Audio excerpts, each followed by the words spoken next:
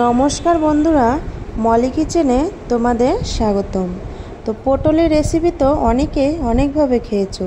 কেউ কি মোরলা মাছ দিয়ে সর্ষে দিয়ে পটল রেসিপি খেয়েছো? তো সেটি আমি বানিয়ে দেখাবো। তো এখানে গোটা গোটা 3টে পটল আমি হলুদ ও লবণ দিয়ে ভেজে নিচ্ছি। তো হালকা আঁচে ভালো করে ভেজে নিতে হবে। ভেজে নিয়ে তুলে নিলাম। এবার সেই তেলেই সামান্য জিরে ও কয়েকটা কাঁচা লঙ্কা চেরা ও সামান্য হলুদ দিয়ে এর ওপরেই সামান্য জল দিয়ে দেব। জল দিয়ে ভালো করে নাড়াচাড়া দিয়ে মিশিয়ে নিতে হবে।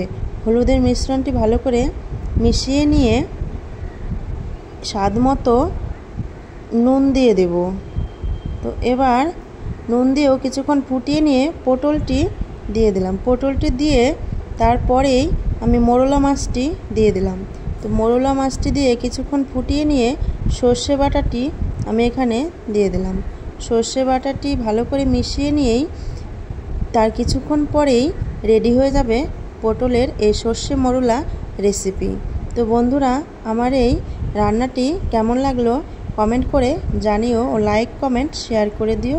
আমার এই চ্যানেলটি সাবস্ক্রাইব করে দিও। তো দেখতেই পাচ্ছ কতটি